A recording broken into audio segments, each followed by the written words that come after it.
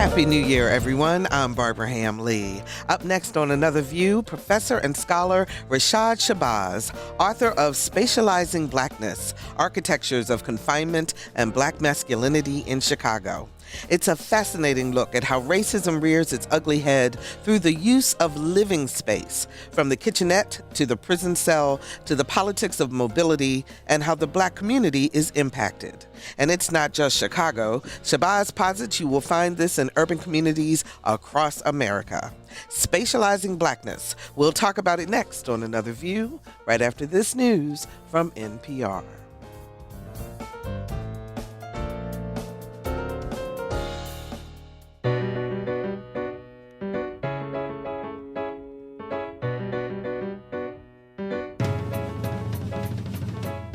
Discussing today's topics from an African-American perspective, this is Another View. Good afternoon, everyone, and welcome to Another View. I'm Barbara Ham-Lee. On behalf of the Another View crew, Lisa Godley, producer, and Victor Bowen, our audio engineer, we wish you the very best in 2017. We wish you peace, we wish you joy, we wish you prosperity, and we thank you for joining us. And we hope that you will make a resolution to invite somebody new to listen to Another View. We're here every Friday at noon. Thanks so very much. And if you're out there running around getting ready for the big snowstorm, Hampton Roads, I've not experienced a foot of snow in Hampton Roads, so this should be a lot of fun. I've done that in Baltimore, but not here. So we'll see what happens. But if this is your first time listening, welcome, and we hope that you will tune in. We'll also hear from Demenis Brown with News 3 a little later on in the program to bring us up to speed on the latest on the weather. And we also want to welcome Jordan Vesey, who is an associate producer with the PBS NewsHour's Student Reporting Lab. She's here in the studio with us today. Welcome, Jordan. And we appreciate her joining us here on Another View. A program note before I introduce our guest today. Season 2 of Mercy Street debuts on our sister station, WHRO-TV, on Sunday, January the 22nd at 8 p.m. If you'd like to get a sneak peek of the first episode, we're holding a screening on Tuesday, January the 10th at 6 p.m. at the Slover Library on the 6th floor, and Thursday, January 12th at Fort Monroe Theater, also at 6 p.m. Both of these screenings are free, but registration is required. So we ask you to go to whro.org/events to sign up. 762 murders occurred in Chicago in 2016. The vast majority were African-American males. The unrest in the Black community in Chicago has been the center of attention for a while, but our guest today says that what's happening today has had its beginnings way back during the Great Migration that started at the turn of the 20th century.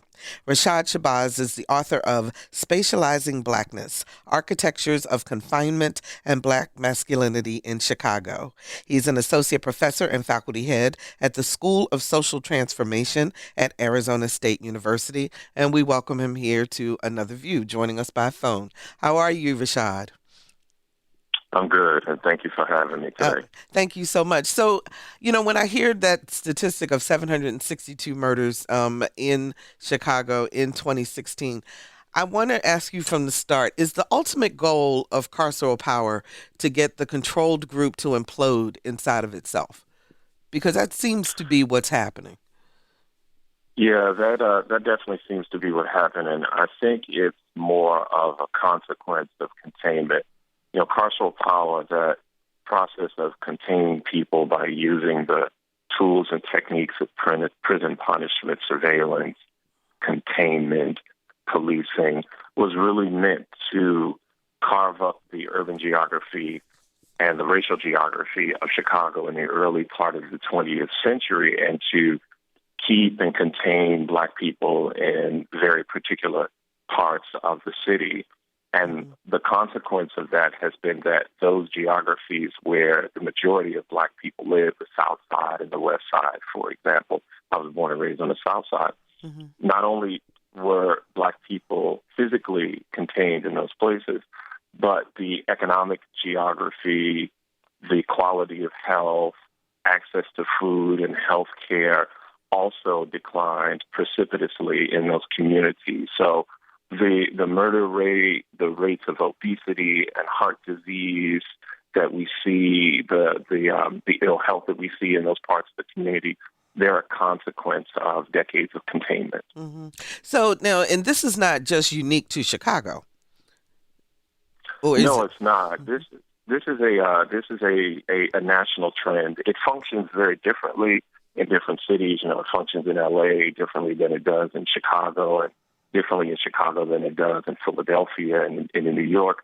But overwhelmingly, containing Black people, Asian Americans, Latinos has been a staple of urban geographic planning in cities all across the country. You know, you can see it visibly in Philly and in Detroit and in Chicago and Los Angeles and so many other cities. So it's not particular to Chicago, but the way it was done in Chicago and some of the consequences are very unique to that city.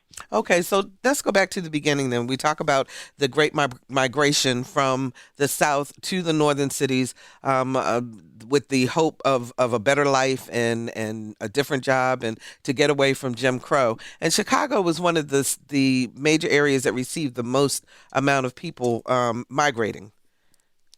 Yeah, absolutely. So, the turn of the 20th century, really at the dawn of the First World War, Black people began to leave the South in large numbers, as you said, fleeing Jim Crow, looking for economic opportunity, and also trying to engage full citizenship in ways that they were denied in the Jim Crow South.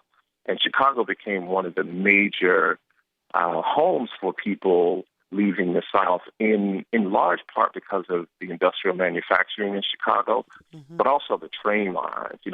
Black people ended up where they ended up in the North because of the train lines largely. And Chicago had a large train system that was pulling people from Alabama and Mississippi, which is where the majority of Black Chicagoans have their lineage, our down South family. And they were pulling them up to the north. And so, Black people at the early stages of the First World War, 1916, 1917, 1918, really began to leave in large numbers. And by the beginning of the Second World War, those numbers had really exploded. In some cases, something like 10,000 people a week leaving the South, coming up to the north. And so, as the Black people began to move from the South to the north, very early on, housing segregation and housing patterns delimited where Black people could live. They couldn't live anywhere they wanted. They were really forced to live on the South side in the beginning part of the 20th century, and then also on the West side. And as those numbers grew, what became known as the Black Belt, it also grew, and whites fled that part of the city.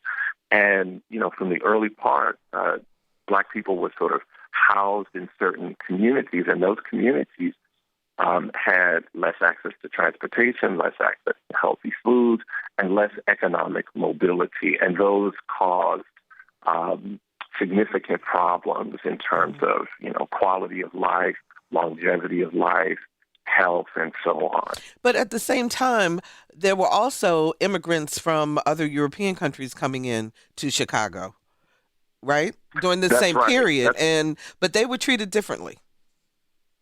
That's right. So we began to see, Germans in the late 19th century, Eastern Europeans in the early 20th, as well as the Polish community. Chicago has the second largest Polish community, has the largest Polish community outside of Warsaw, and other Eastern European immigrants. And so at that time, those Eastern Europeans, those Germans, they were not what we would consider fully white. They were not white Anglo-Saxon Protestants. They were somewhere between whiteness and non-whiteness. But, by the 1930s, by the late 1920s, early 1930s, the sort of change around race and white Anglo-Saxon Protestants sort of falling away and Europeanness becoming an avenue to whiteness, Poles, Eastern Europeans, and so on and so forth, were able to be seen as white. And as a result, they were able to move out of ethnic enclaves, German and Eastern European enclaves that had been created in the late 19th and early 20th century. They were able to move out of them and move into white communities and, date and, have children and so on and so forth, right? Whereas when blacks moved in, they were kept in the communities that they were forced to live in. The transformation around the discourse of race did not positively affect them. It actually negatively affected them. And so, there was really from the beginning a serious distinction between the quality of housing, the access to housing and education, food, jobs, that differed among European immigrants coming to Chicago and Black Southerners moving up. So, and there were even laws very specifically set so that Black people could not move out of the Black Belt. Is that correct? Absolutely. From the early part of the 20th century on, Chicago was governed by something called restrictive covenants. And restrictive covenants were laws that were put into the deed and the contracts of homes that said things like, you can't turn your home into a saloon, or you can't paint it purple, or you can't turn it into a business. Everyone's deed and contract in their home has that kind of language all across the United States. Mm-hmm. But what was specific and unique to Chicago is that they had these things called racial restrictive covenants. And basically they said things like no Chinese, no Jews, and specifically no Blacks. And so, over 85% of the housing market in Chicago was governed by these racial restrictive covenants. And as a result, Black people were forced to move into this strip of land on the south side called the Black Belt. And that was a place that didn't have racial restrictive covenants. Racial restrictive covenants were also listed on the west side, where Black people began to move into in the 30s and 40s and so on. And so, that legal maneuver really curtailed Black people's ability to live where they wanted to be able to move to different parts of the city. And subsequently, it organized the racial geography of the city that has lasted for more than a century. I was born and raised in Chicago, mm-hmm. and I was born and raised in the extended Black Belt of the early 20th century. And so, my whole life and the life of my family and all my friends was in many ways spatially structured by legal maneuvers that were put into place in the early part of the 20th century. So, Rashad, give us a sense of how big is the Black Belt, and at the peak of the migration, how many people were living per mile in that area? I'm trying to let people understand just how crammed this area was. Yeah, so the Black Belt in the early part of the 20th century was located near the downtown on the southern corridor, and it effectively ran.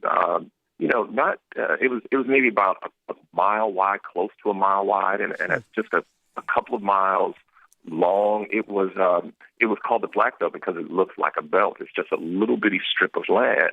And what we began to see by the 1920s and 30s is that the influx of Black people escaping Jim Crow in the South and moving to the North was really having a devastating impact on the Black Belt. And you had, tens of thousands of people crammed into this relatively small space. And as a result of all of these people being crammed in, the housing patterns were shifted, and those housing patterns created something called kitchenettes. If anybody has read the work of Richard Wright or Lorraine Hansberry, you might know about kitchenettes. Mm-hmm. Kitchenettes were basically old homes, apartments, sometimes even old mansions on the south side that were cut up into multiple housing units. So instead of a two-bedroom apartment being used for 2-3 people, there were 2 to 3 families living in a 2-bedroom apartment. One family living in one room, one family living in another room, and another family living perhaps in the living room. And they were called kitchenettes because they had this thing called a kitchenette unit, which was basically an icebox and a hot stove or hot plate that was plugged in. And then, the entire family would live in that place and they can cook and store food. And, kitchenettes were expensive. They were overcrowded, and they were rat infested. And this is what a significant number of Black people on the South Side, as well as the West Side, were forced to live in. My grandfather lived in a kitchenette in the late 1940s. So, this was something that was a dominant housing pattern among Black people on the South Side of Chicago. And it was that, curtailing of their spatial mobility, where they could live because of restrictive covenants, as well as other things like white violence and policing, that really crammed them into this small space of the Black Belt and had, intergenerational consequences as the Black community grew and the Black Belt, slightly stretched out. So let me ask you also to speak a minute about the fact that the kitchenette was also used by white residents in Chicago, but marketed to them in a very different way. Can you talk about that? Yeah. So the kitchenette, the kitchenette was, in large part, it was an urban experiment. It was being put into play, at precisely the time that Black people are moving from the South to the North. And it was a way to live in the city that didn't utilize a whole lot of space and allowed people to be able to afford to live there. The problem is that once Black people were forced to live in the kitchenettes, the quality of the housing dropped precipitously. So, they were no longer seen as these sort of upwardly mobile, modern forms of housing. Yeah, in fact, they were marketed to white women as a way to allow them to not have to do as much housework so that they could start to work outside the home. It was a whole different feel. Precisely. It was marketed to white women as this way to sort of be modern, to not be bogged down by the labor of a big home and have to do a lot of cooking. It was this sort of modern, upwardly mobile phenomenon. And, Eastern Europeans and, whites did move in them. And when they lived in them, the quality of the housing was significantly better. They were painted, they had functioning electrical systems, they were not rat infested, they had good light, they had access to fresh air. It was fundamentally better, and they were affordable. That's another important thing. They were affordable, all right? And generally, you had one person, maybe two, but mostly one person living in them. When Black people began to live in them by the early mid-1920s, we began to see entire families living in them. Plus, the electrical systems were bad. The stairs were rickety. There was peeling paint. The airflow was horrible. And if I could just go back to that electrical system, the electrical system was a really important thing because slumlords owned the properties that had been transformed into kitchenettes, and you had all of these families living in these relatively small spaces, and they were all plugging in their appliances. These things would catch fire. I mean, it was not uncommon that a kitchenette would just go up in flames and kill, many people living in those homes. So, there was a fundamental difference in the quality of quality of living in kitchenettes for Blacks as it was for whites. Mm-hmm. 440-2665 or 1-800-940-2240 are the numbers to call. We're talking about spatializing blackness. We're looking at the ability to use space in order to contain a group of people from a historical perspective as well as into today. 440-2665 or 1-800-940-2240. So the logical step after the kitchenette then became the public housing, correct? Yes, yes. And Public housing. Oh, I'm sorry. well, I wanted to read this one quote that was in your book, and this was between home space and prison space. It is. This was John R. Woodland from the New Abolitionists. And he says, Mhm. quote, one thing I noticed when I first came to the penitentiary is that the penitentiary design is similar to the high-rise projects. In prisons, it's the tiers, it's the projects, it's different floors. You have this limited space between a fence and where you live, and the room that you live in is also kind of confined, big enough for maybe a couple of people. In prison, the cell is not really big enough for one person, but they put two in there. Same thing with the projects. They're not big enough for entire families, but they put entire families in there. Um, as we look at what needed to happen in order, because we had to make change in terms of the housing at some point. And so the feds got involved, am I correct in that, and started with Absolutely. the housing authority. And in full disclosure, I am the chair of the Norfolk Redevelopment and Housing Authority board here. So when I read that quote, it just hit me thinking about the public housing units that I grew up in or around in Baltimore, because the high rises absolutely were built the same way that he describes in that quote. Yeah, the history of public housing in the United States is really fascinating, and in some way I try to capture just a little bit of that in the book. Obviously focusing on Chicago, but Right. it also speaks beyond the confines of Chicago. Public housing emerges during the Second World War, and public housing emerges for a couple of reasons. One, the federal government knew they needed to respond to the growing housing crisis that was happening in cities all across the country, Chicago and New York and many others, but those big cities like Chicago, New York, and also Baltimore being focal points. Because what we continue to see migration of people from the South, Black people from the South to the North, and there was this housing crisis that was created as a result of Black migration, but also of the forms of segregation that were initiated through legal mechanisms, through white violence, and through policing. Right. So Black people were really crammed into certain parts of the city all over the nation.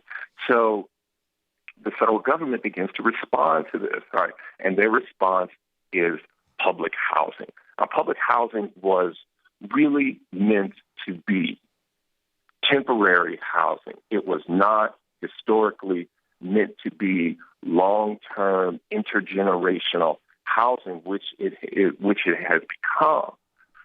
It was really meant to be temporary, and the point was for Black folks to move into them, pay a subsidized rent, and in 2, 3, 4, 5 years, save up enough for the 3% down payment for a home. You have to remember Freddie and Fannie, which is the architecture of our modern home purchasing system, happens during the Second World War. But Right? Rashad, This is really important. Before that moment, you had to have 50% of the housing cost up front.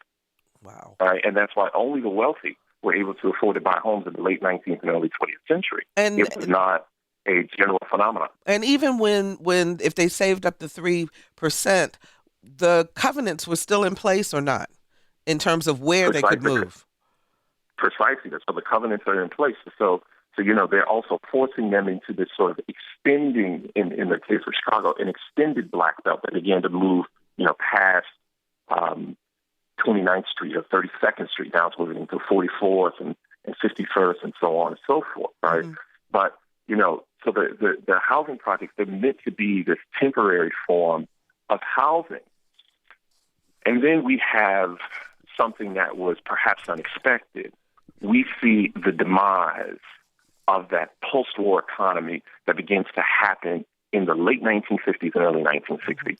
So as housing projects are being built in New York and Baltimore and Cleveland and Detroit and Chicago and all over the country, they are built exclusively in Black communities. Gotcha. Exclusively. White violence, white political power pushes back against the federal government's attempt to put housing projects in white communities all over the country, right? Okay. And that project, falls flat. And they're built in Black communities. Hold that thought 1 second, Rashad, because we're going to take a quick break. We need to take a weather hit, and I want to come back to that point on the other side. If you're just joining us, we're talking with Arizona State University professor Rashad Shabazz, author of Spatializing Blackness, Architectures of Confinement and Black Masculinity in Chicago. We're going to take a quick break now and bring in News 3 meteorologist Dominic Brown to update us on our first snowfall of the season. Dominic. Hey there, how are you doing this afternoon? I'm doing great. What's going on? What's the latest? Oh, man, we're staying busy here at News 3 Sure. trying to give everybody the latest updates. Absolutely. We're going to start seeing some snowfall moving in later tonight. So probably sometime after 10 or 11 tonight, we'll start seeing some of that moving over Hampton Roads. Northeastern North Carolina might see more of a rain-snow mix. And then as we go through the night, most of that snow will continue to fall. And most likely continue even as we go through tomorrow afternoon. So this could be a major event for a lot of us, something that we haven't seen for a long time. Wow. And we talk about snowfall amounts and estimates right now. There will be places in Southside Hampton Roads, even the Lower Peninsula, may see about 7 to 10 inches of snowfall before we're all said and done. That's major snow for us. Areas farther to the north, towards Williamsburg, Gloucester, may see anywhere from about 4 to 8 inches of snow. And we've got to watch out for some of these numbers here because they may be edged off just a little bit depending on how much rain mixes in with some of this frozen precipitation. And that means that we may not see as much snow for portions of Carolina and maybe extreme Southside Hampton Roads for southern Chesapeake and also southern Virginia Beach. Okay. So everybody should get ready that this is coming. It's on its way. It's on its way. And again, we're going to be fine-tuning some of these numbers as we go through the evening and the nighttime hours.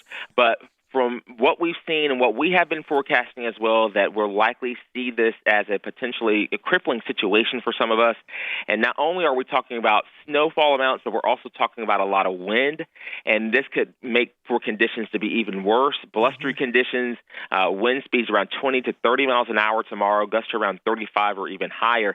So that's going to cause some problems when you talk about this wet snow that we're likely going to see. And then you tack on the winds with that. You're going to talk about some downed tree limbs, and that could cause some power outages for portions of the area. That's really bad. Yes, absolutely. So everyone needs to prepare and get their emergency kits together and hunker down. Hunker down and keep in mind that it's going to be cold tomorrow, very windy, and the cold weather will stick around. So if we have a lot of snow that we're forecasting that actually sticks around and sticks to the ground and the pavement, it won't be going anywhere anytime soon. So it's going to be slick on Sunday, and we'll have to watch out to see what happens on Monday. Okay. That's Dominic Brown with News 3 meteorologist, and we appreciate you joining us today, and be sure to tune in. They will be busy all day today bringing us the latest on weather. Thanks so much. We appreciate it. Anytime. Take care. All righty. Bye-bye. Bye-bye.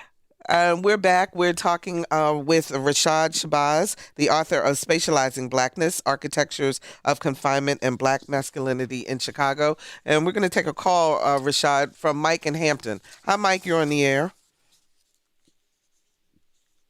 Hello, Mike.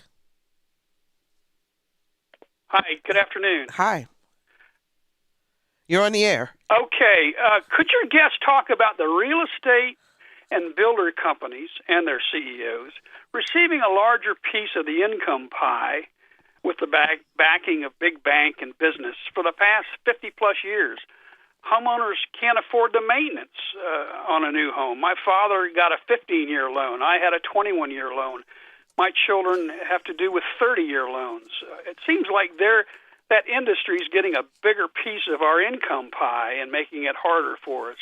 Okay, Mike, what do you think? let me have Rashad answer that. I'm not quite sure that's on target with our topic for today, but we'll take a shot at it. Rashad, anything you'd like to respond to Mike? Well, yeah, I mean, the housing crisis that we're seeing, that we saw in the early part of the 20th century vis-a-vis Black people, that still is now sort of stretching beyond the reality of Black lives and, moving much broader, racially, geographically. And we're seeing housing being a significant crisis that people all over the country are dealing with, particularly in urban and even in some suburban locations. The cost of housing, interest rates, maintenance, all of those things are putting a real crunch on, working class people, obviously poor people, and it's now sort of, definitely reaching up into those people in the middle class, and it's causing significant problems vis-a-vis significant problems in terms of being able to pay and maintain their homes. So, housing is a serious issue that, this incoming administration is going to have to deal with. I doubt that the Trump administration will do anything about it, given Trump's record on housing in terms of his business interests. But housing is a crisis. Just ask anyone, in New York, Seattle, Los Angeles, downtown Phoenix, anywhere. Housing is a significant crisis. So, Rashad, let's go back to when we were talking before the break, when we were saying about how public housing, it was never intended for people to live there generationally. So what happened in the Black community that made that happen? Well, a couple of things happened. The one unforeseen thing that happened was the demise of the post-war economy. By the post-war economy, I mean that sort of economic engine that was created from the early 1940s to the beginning of World War II that really lasted until like the mid-1960s.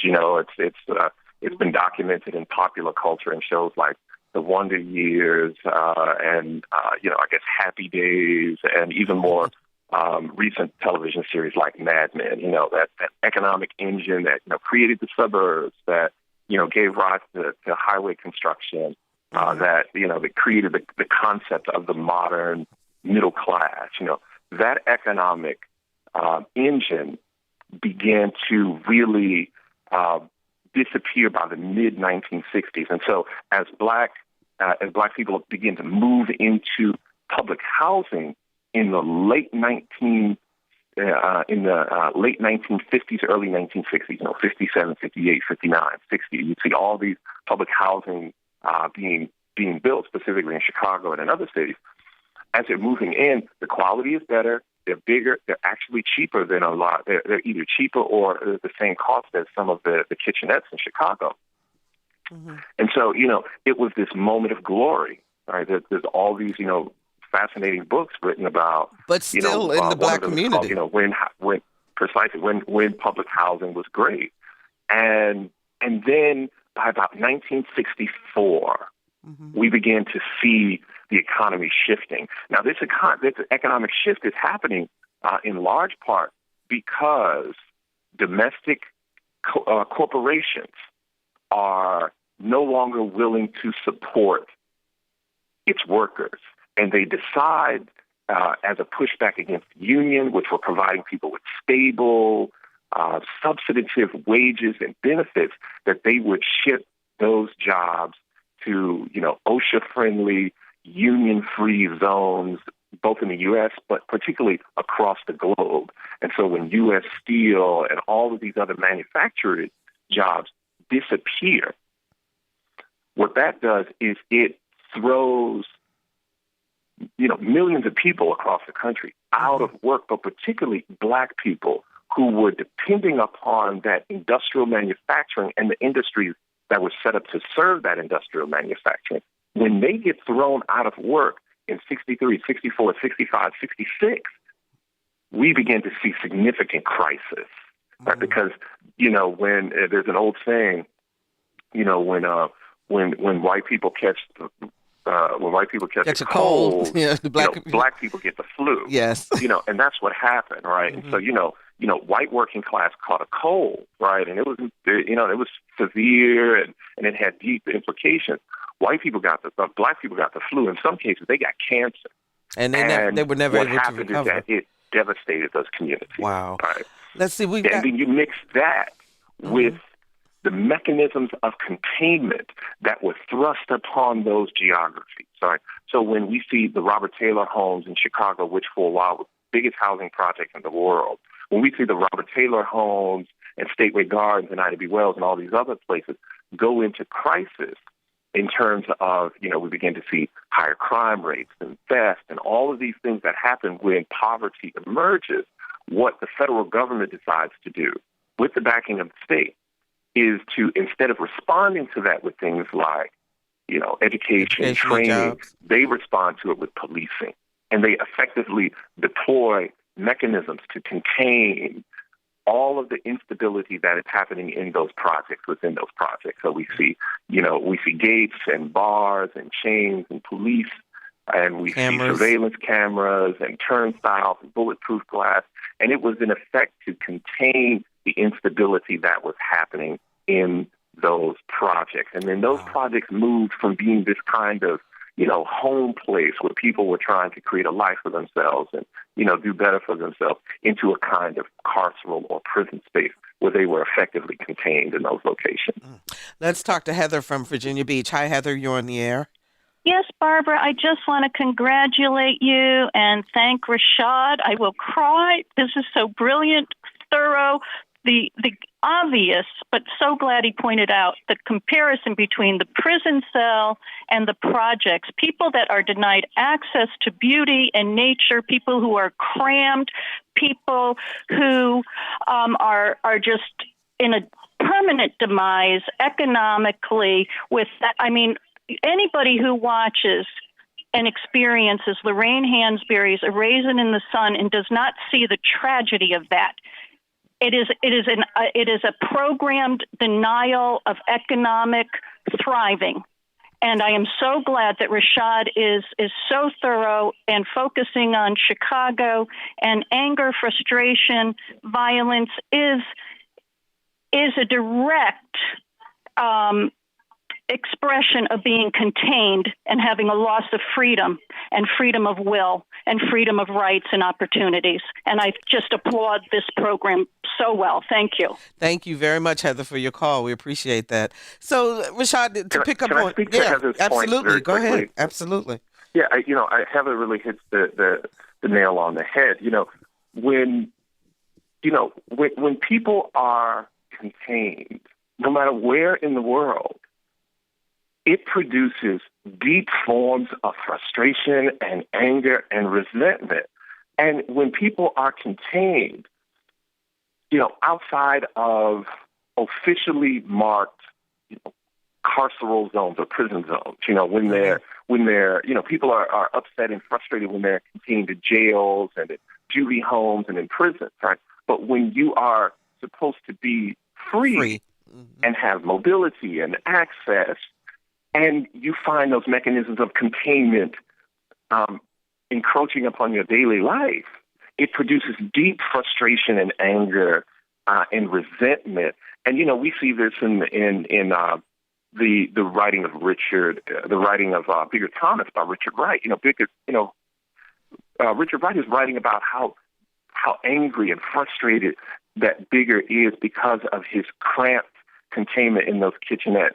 His inability to be able to move around the city, the constant, association of him with criminality and violence and fear, and those things, really drive Bigger to the edge, right? And I think that that's part of what we are seeing. That's part of the historical remnants of that we're seeing today. The economic immobility. We have 50%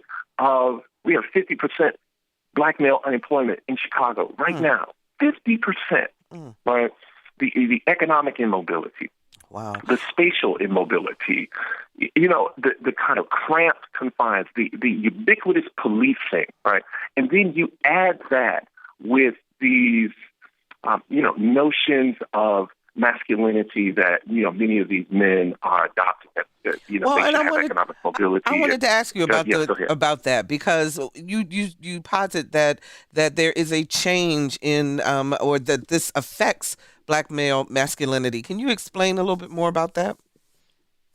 Yeah, so, part of, some of the dominant characteristics of Western masculinity are things like, economic mobility, access to jobs. We saw a lot of that in the most recent election vis-a-vis white men.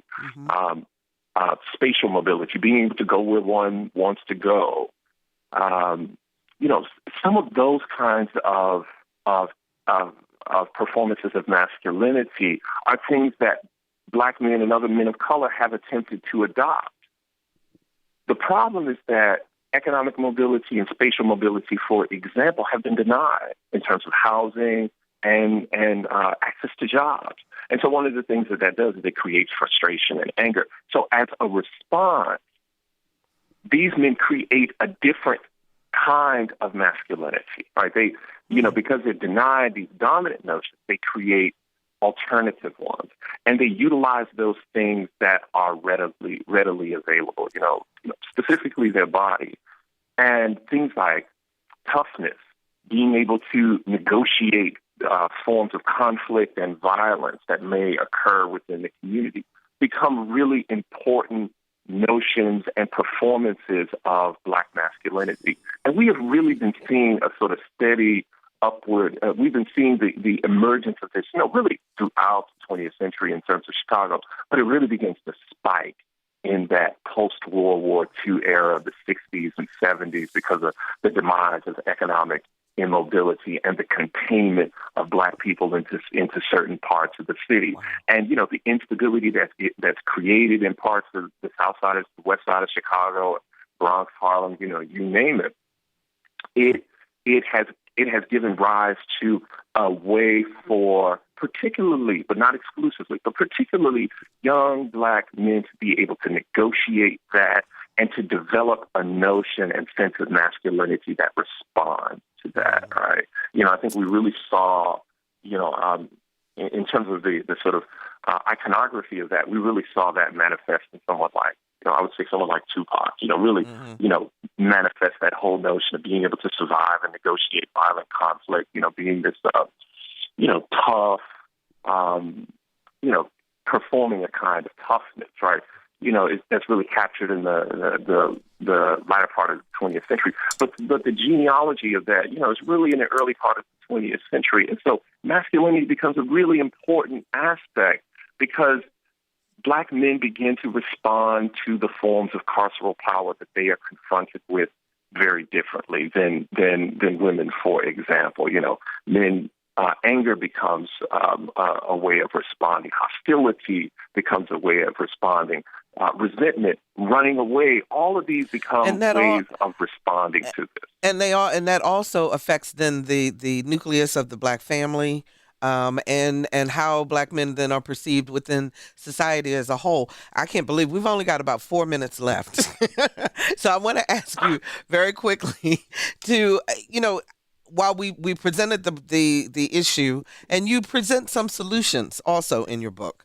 When you talk about green space and when you talk about gardens and you talk about some other things that need to happen within these spaces, can you talk a little bit about that?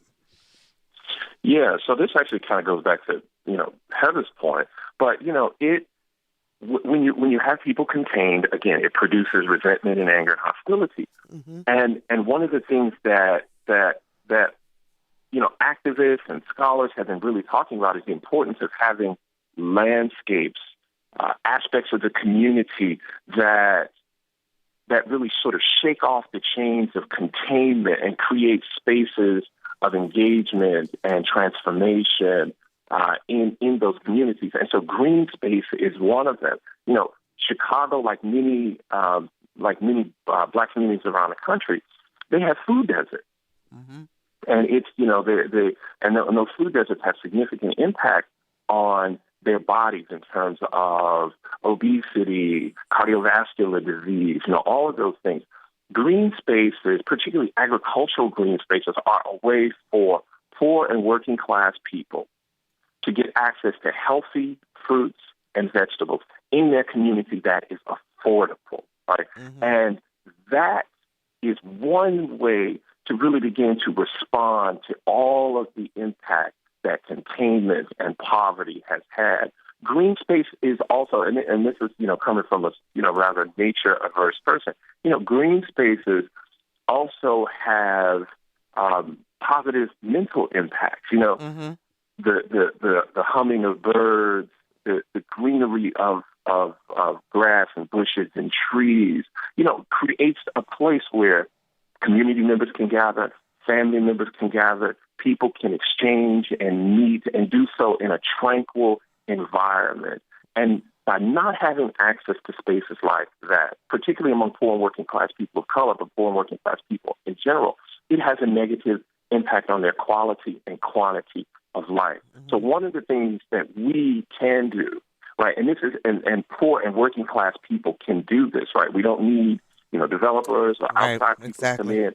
We can take those landscapes that are barren and not being used and transform them into spaces of hope, into community gathering spaces that can provide exercise and community and food and ways to build positive relationships, right? So I really believe that's one of the ways that we can counter the decades of carceral containment and poverty is by creating spaces where people can gather, can organize, and have and to produce, foods and vegetables that can really revitalize and transform their lives. Rashad, it has been a pleasure talking with you, and we will have to get you back to continue this conversation. The name of the book is Spatializing Blackness, Architectures of Confinement and Black Masculinity in Chicago. It's by Rashad Shabazz. We appreciate you being with us as a guest today. Thank you so much, and we will be right back.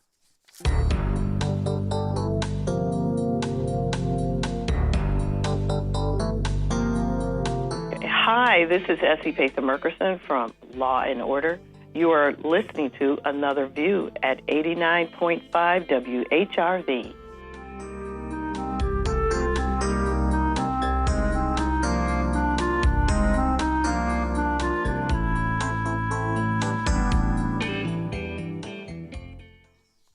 And welcome back. The movie Hidden Figures, which comes out today, looks at how 3 African-American women impacted NASA and the space program.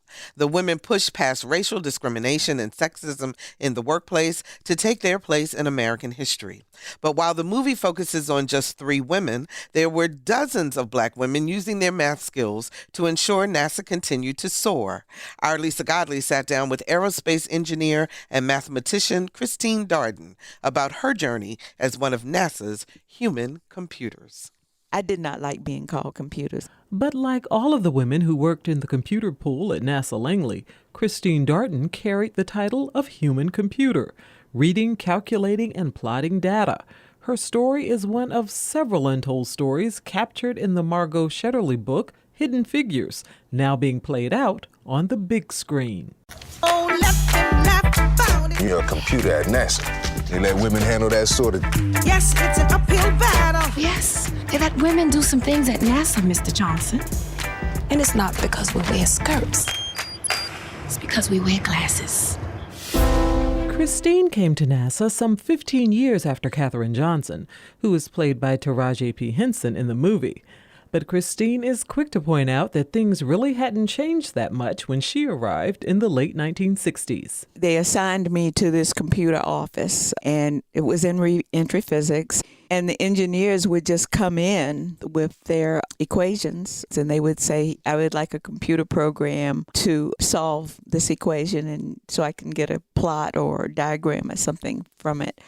And we always had to work hand cases to know if the numbers we were getting were right. She shares one of her most memorable assignments. One of the more interesting problems I had was a set of partial differential equations, which was to describe the airflow between a vacuum and a high pressure area when you remove the diaphragm from between the two of them. So I wrote a program that worked on that, and I finally got the program to run, and the answers were wrong. And I went back and I checked everything, and I checked. And the engineer came in, and I said, well, I have checked everything. I've got everything right here. I said, let me check where you derived the equation. So he brought his papers in, and I found a sign error in what he had done. And once we changed that sign in the code, the answers were right. For Christine, who came to NASA with a master's degree in applied mathematics, solving equations without knowing how they were being applied was unsettling. I really enjoyed knowing the full problem, and I really wanted to do my own projects. And so I started to ask about going back to school or being assigned to an engineering section, especially after I found out that white guys coming in with the same background that I had were put in engineering sections, and they worked on their own projects.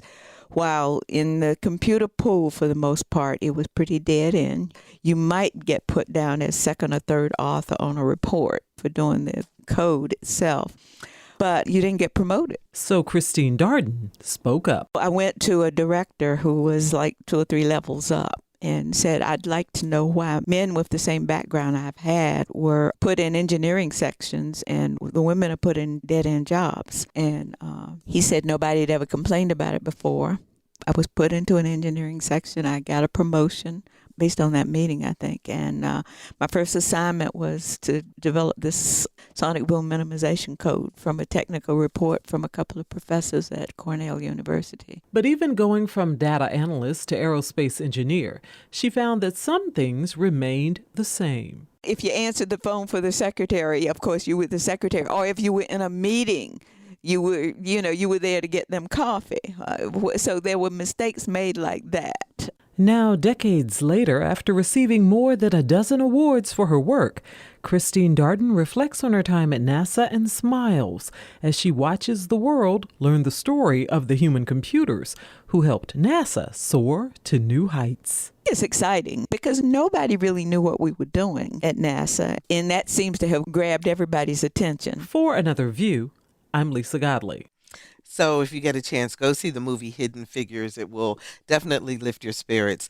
Let me take a moment to invite you to the Basilica of St. Mary of the Immaculate Conception's second annual Reverend Dr. Martin Luther King Jr. Prayer Breakfast as you make your plans to celebrate next weekend. The special guest speaker is Dr. Cassandra Newby Alexander, and it is on Saturday, the 14th of January, starting at 8 a.m., and for more information, dial 676-9767. That's 676-9767. And I also want to take a moment to invite you to join me for a moderated discussion called Is There a Promised Land? Exhaustion in a Post-MLK World. It's free and open to everyone at Virginia Wesleyan College, Boyd Dining Hall, and that's going to be on Monday, January the 16th from 7 to 8:30 p.m. We will examine Dr. King's last speech before he was assassinated on April the 4th, 1968, and consider what it means for us today. So come out and join the discussion. I sure would love to see you there. Next week on Another View, it's the first roundtable of the new year, and I'm positive that Roger, Carol, Will, and Bill will have lots to talk about. And before we go, also, I want to give a very, very special shout out to a dear friend of mine, Diane Montgomery, who was a worker with Norfolk Redevelopment and Housing. She just retired recently. She spent many, many years helping our residents to be able to live productive lives. So thank you so much, Diane, for everything that you've done.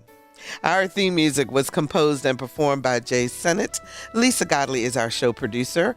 Victor Bowen is our audio engineer, and Aisha Hack George answered our phones. I'm Barbara Hamley. Stay safe in the storm, everyone, and we'll see you again next time for Another View.